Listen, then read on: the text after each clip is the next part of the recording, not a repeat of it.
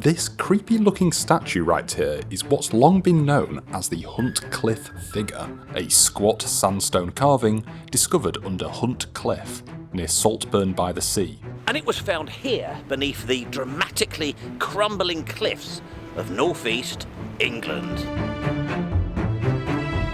From the moment he was discovered in 1886, the Huntcliff Figure was widely assumed to be Bronze Age, which would make him somewhere in the region of 4,000 years old, roughly contemporary with monuments like Stonehenge. If that is true, it could be one of the oldest surviving statues of a human ever found in Northern Europe.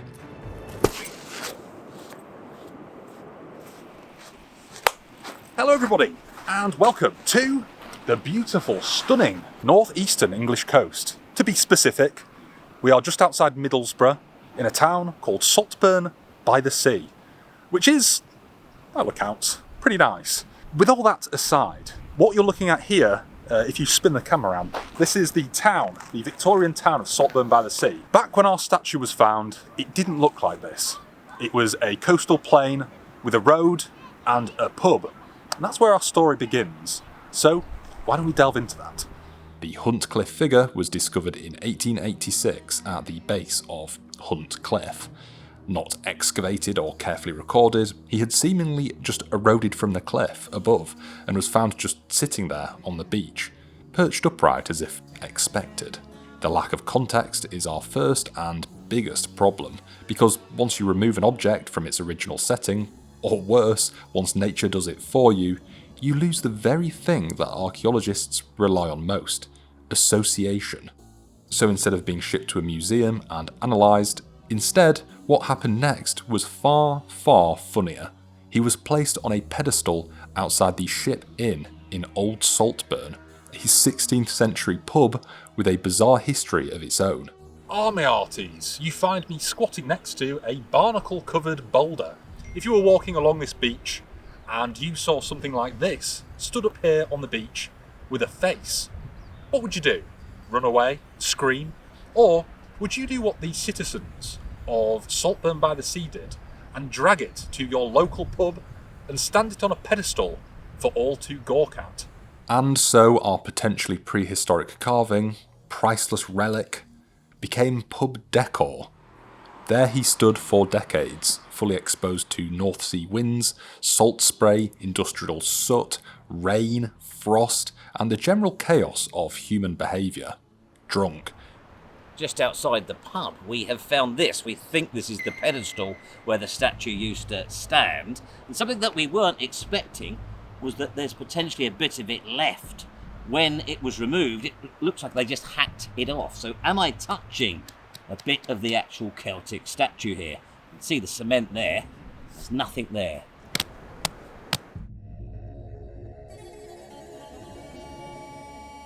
This was before Saltburn became a neat little Victorian seaside resort.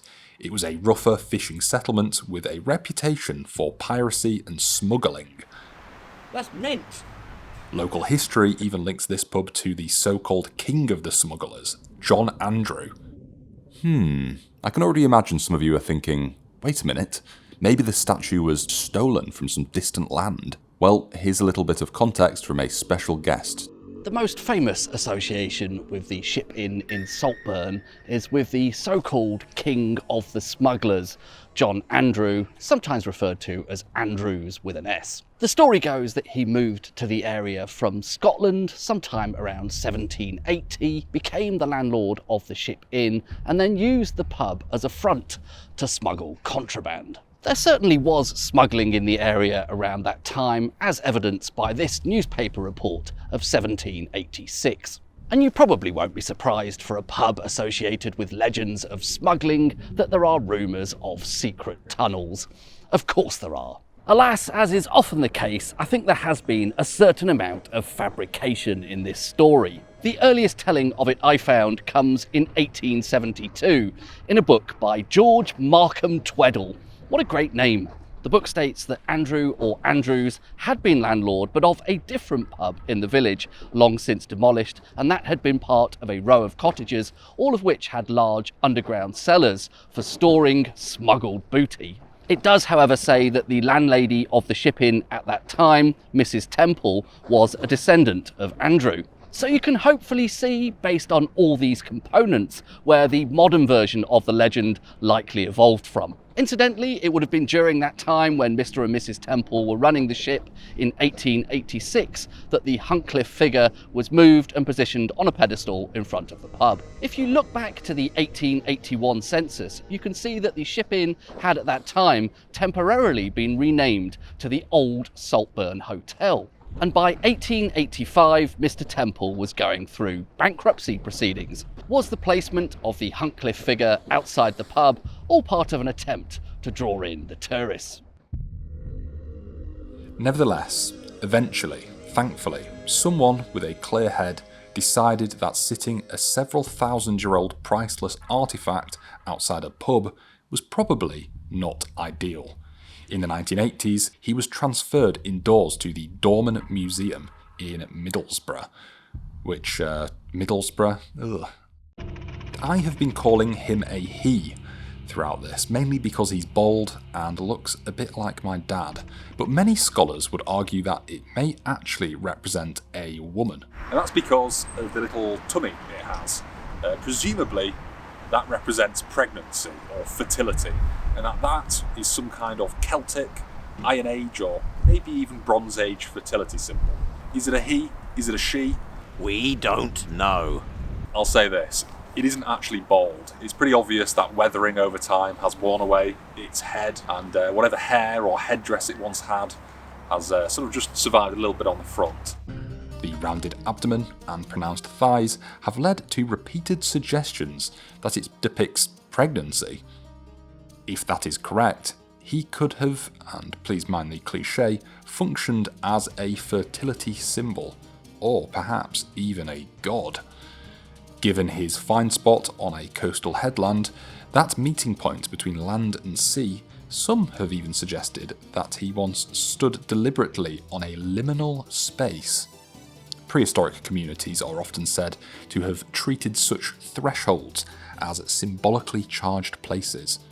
Offerings were made, monuments were placed in these locations, and lots of boundaries, like ditches and things, were marked through the landscape in these kind of areas. But to be honest, that's all probably just one big nonsense cliché.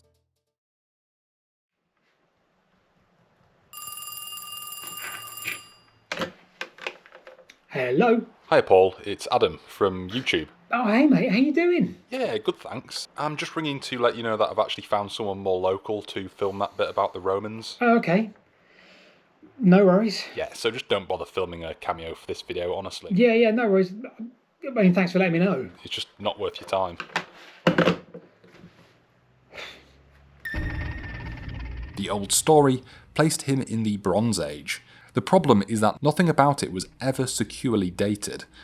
More recent thinking leans towards the Iron Age rather than the Bronze Age, roughly 800 BC to the 1st century AD when the Romans plundered in. The reasoning? Stylistic similarities to so-called Celtic stone heads found elsewhere in Europe.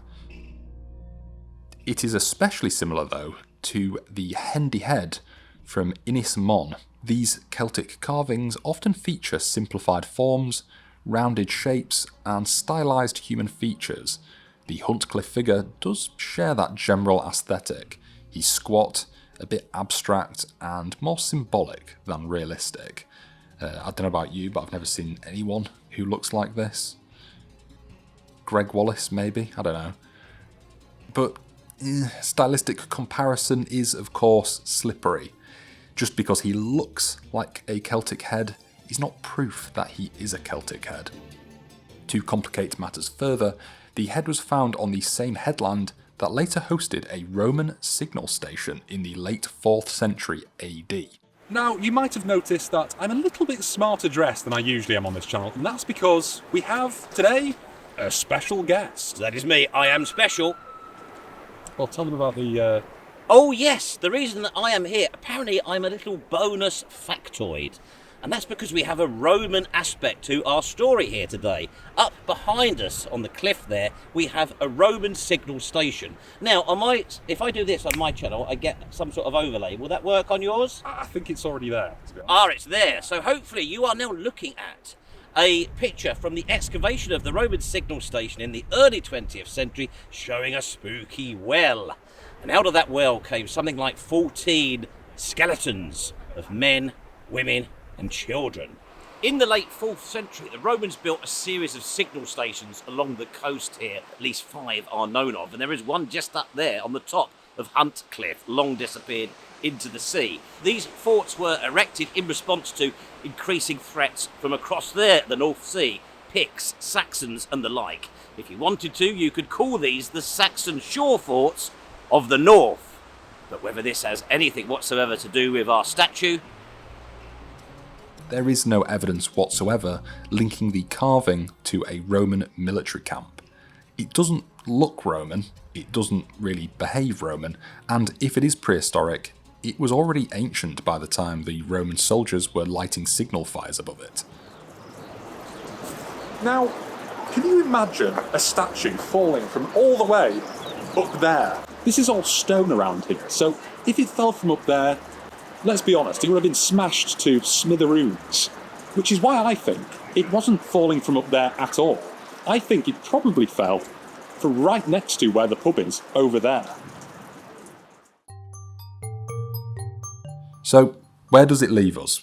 We have a strange, squat humanoid figure found eroding from a cliff in 1886. It has an ambiguous form, an ambiguous sex, an ambiguous date, and an ambiguous function. It spent decades outside a smuggler's pub that may once have stood on a prehistoric headland. It now sits quietly in a museum case in Middlesbrough. It might be Bronze Age, it might be Iron Age. I'm about to annoy some of you if you are particularly attached to the idea that this is a 4,000-year-old fertility goddess gazing nobly out to sea on some liminal space. Maybe just hold on to that thought. Equally, if you're desperate for it to be a neat little Iron Age Celtic head and comparable to other things elsewhere where some of you live, just hold your horses. The honest answer is far less satisfying. The Huntcliff Figure is a mystery. It is nothing more, nothing less. Until somebody produces genuine new evidence, proper contextual data, material analysis, something solid, we are left balancing in probabilities. And quite frankly, that's the most interesting part. Let's be honest, the mystery is all the more exciting. So, I hope you've all enjoyed this little video. I found this one really interesting, and it was a bit of a learning experience for me. I never knew this thing existed. And if I don't know it exists, where does that leave you lot? If you enjoyed the video, and you're not from Middlesbrough, because I'm sure you've already left by now, please subscribe and like the video. I love you all so much. I'll catch you on the next one.